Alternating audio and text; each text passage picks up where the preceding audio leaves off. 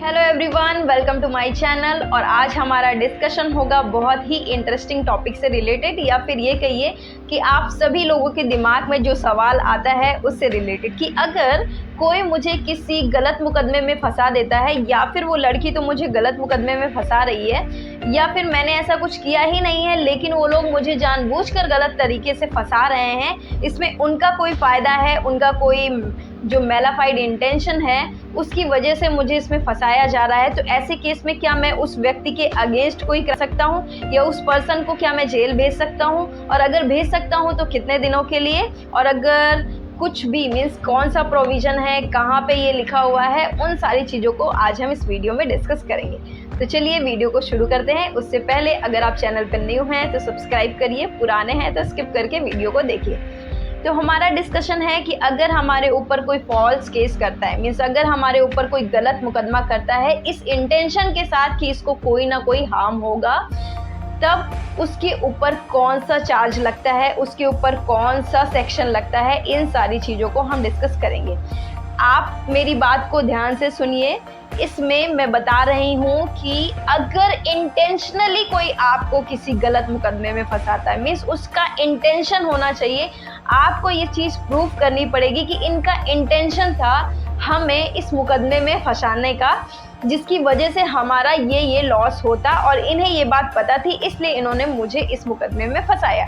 ये बात आपको प्रूव करनी पड़ेगी कोर्ट में। और ये कहाँ पे लिखा हुआ है कि आप ऐसे केसेस में भी उनके ऊपर मुकदमा कर सकते हैं, मीन्स आपको अगर कोई फॉल्स केस में फंसाता है तो उसमें आप किसी के ऊपर मुकदमा कर सकते हैं। ये लिखा हुआ है हमारी इंडियन पेनल कोड की सेक्शन 211 में, मीन्स जो हमारा भारतीय दंड प्रक्रिया संहिता है उसका जो धारा 211 है उसमें ये बातें लिखी हुई हैं, उसके तहत ही लोगों को पनिशमेंट दी जाती है।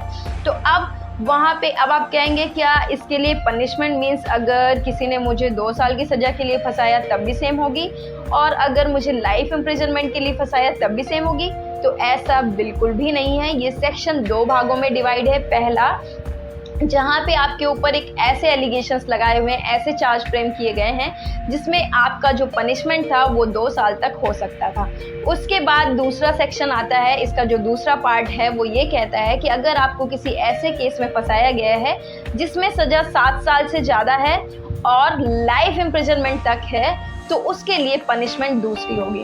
जो फर्स्ट पार्ट है उसमें पनिशमेंट मीन्स अगर 2 साल तक की आपकी सज़ा के लिए आपको अंदर किया, मीन्स ऐसा कुछ एलिगेशन लगाया गया है, तब आपकी जो मीन्स जो केस करेंगे उसमें उस व्यक्ति को 2 साल तक की सज़ा हो सकती है और फाइन देना पड़ सकता है, या फिर दोनों हो सकता है। और अगर 7 साल से ज़्यादा या फिर लाइफ इम्प्रिजनमेंट ऐसा कोई पनिशमेंट वाला केस आपके ऊपर किया जाता है आपको हार्म करने के लिए, तब आप उस व्यक्ति के अगेंस्ट जब 211 में FIR फाइल करवाएंगे, 211 में जाएंगे, तब उसे 7 साल मीन्स जो सज़ा होगी वो 7 साल तक की और फाइन, या फिर दोनों एक साथ, ऐसा पनिशमेंट का प्रोविज़न बनाया गया है हमारे भारतीय दंड प्रक्रिया संहिता में।